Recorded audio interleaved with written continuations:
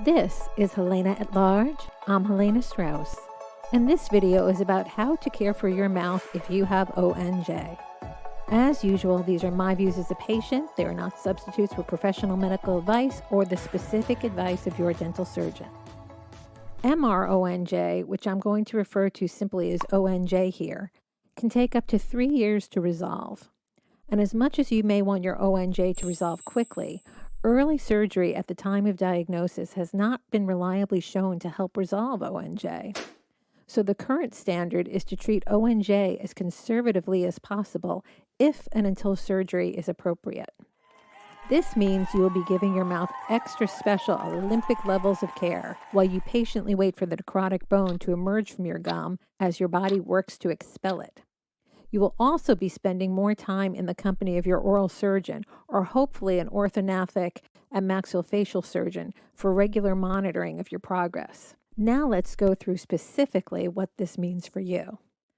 Number 1, if you are stage 0, meaning you don't have exposed bone, saltwater rinses or gum-friendly rinses like biotin may help you keep your mouth clean and your gums moist.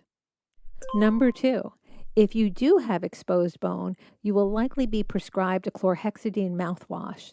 Chlorhexidine, while it disinfects your mouth, stains your teeth.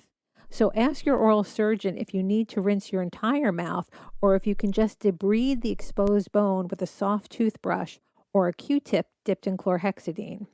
The dead bone feels no pain, so it's not as daunting as it may sound. Number 3, in addition to visiting your dental surgeon more frequently, plan to see your dental hygienist more often. Professional cleaning should be done every 3 to 4 months by a hygienist who has heard of ONJ and will coordinate with your surgeon. If your current hygienist is unfamiliar or worse, unwilling to learn, get a new one. Number 4, if your ONJ is anywhere between stages 1 and 3, your dentist will likely prescribe antibiotics at some point, and likely more than once. Make sure you are vigilant for signs of infection such as pain, numbness, or redness. Number 5, don't forget to floss. Some patients use water flossers. Personally, I was told it was okay to use a water flosser, but to also use actual floss 2 times a day to help with buildup from the chlorhexidine rinse. And number 6, don't forget to tell the doctor who prescribed your bone building drugs that you have ONJ. Depending on your other health conditions, you may need to stay on them, but most likely they will need to be paused or stopped. I know it is a bit scary to be diagnosed with ONJ on top of your other health issues, but think of it this way for a moment.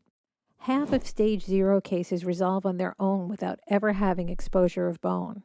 And for a number of others beyond stage 0, 50% will resolve within 2 years before ever progressing to stage 3. For those, surgery may be either minor or not even necessary. Some patients report that the necrotic bone spontaneously falls out.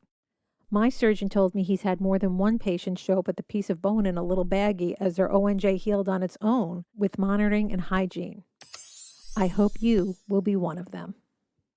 I'm Helena Strauss.